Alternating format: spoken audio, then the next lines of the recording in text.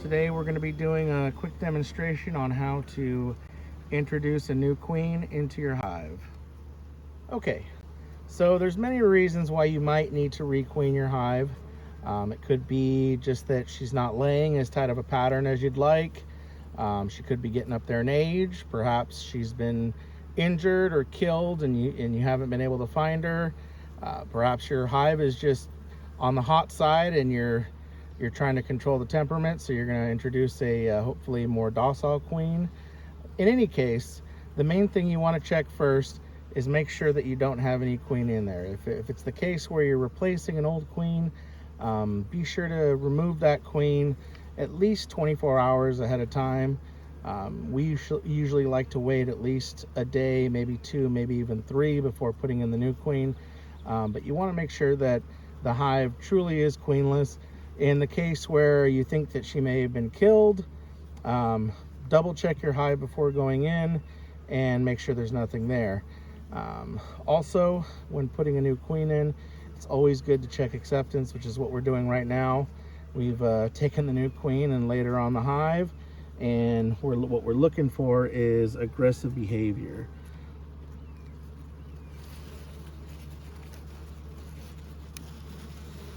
So as you can see, we can move them around pretty easily. They're not really trying to sting through the cage or anything. You've got some bees fanning, so this is looking pretty good right now.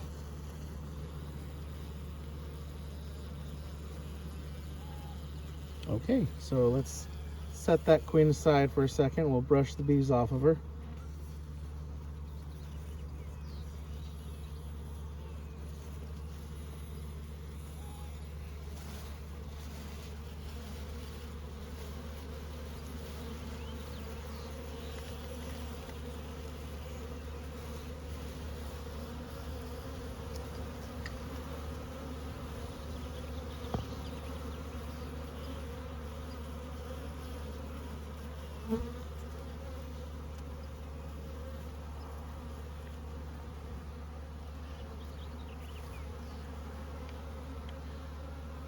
Now you always want to set your queen out of direct sunlight. Now there's a few different ways that you can install a new queen. Manlik actually makes these really nifty queen hangers. As you can see here, this one's got the California mini queen cage on it, but they just kind of hang off the top bar of your frame and position your queen in a nice spot right where you want her.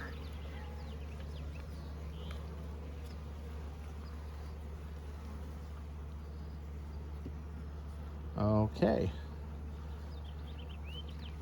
So as always, we're going to start off by removing a couple of the outer frames just to give us some space to work in.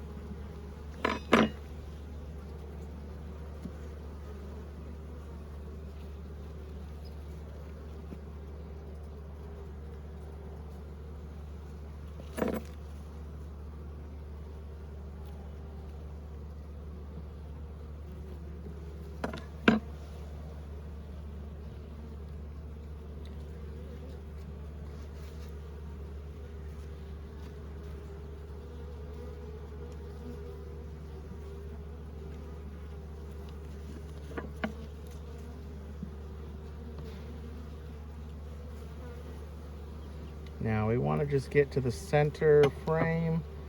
That's generally where the brood chamber is, so we can just slide these ones over.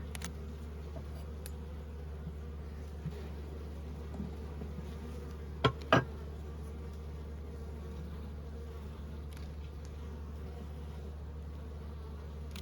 we are.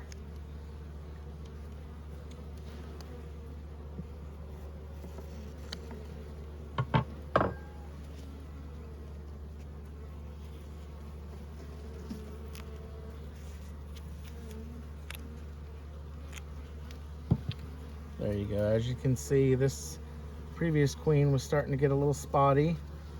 So we actually pulled her, and we are replacing her with a new queen. So in our situation, we've got built comb, and we've got our queen in one of the 3-hole queen cages. So we're actually going to do, if you don't have one of those queen cage holders, you can do what we're going to do here and just simply press the queen into the comb face. So you want to, on these 3-hole queen cages, you want to pull the cork on the side that has the candy. So you can see under the white paper, that's the queen candy that the bees will chew through to get to the queen to release her.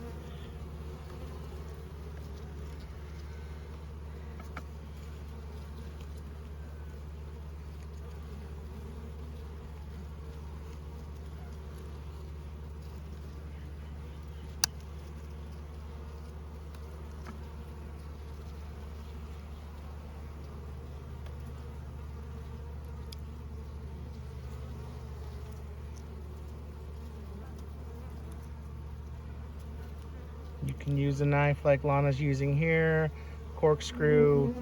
Sometimes you can even get them with the corner of your hive tool. Okay.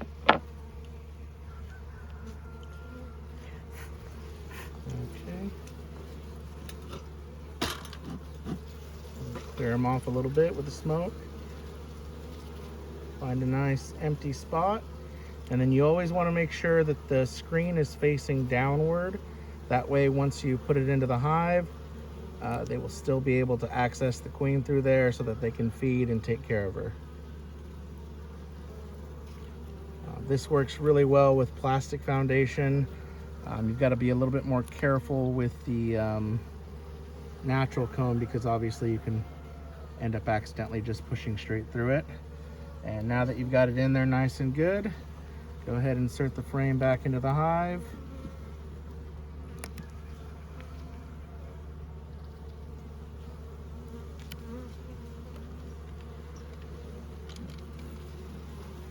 Give a little bit of smoke just to clear them out of the way.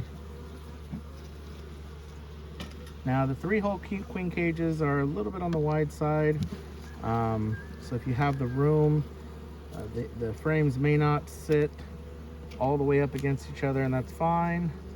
But you can just press it into the opposite frame as well, as much as you can, just like so. And it's okay if your frames don't touch it. Like I said, these 3-hole queen cages are a little bit on the larger side. And there you go.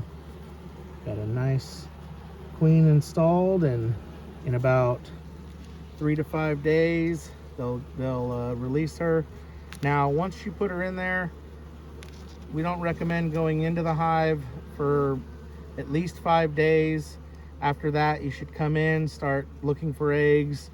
If you don't see any eggs, then be sure to give the queen breeder that you bought the queen from a call. I know with Man Lake, they will send you a replacement queen, but it just depends on where you got your queen from.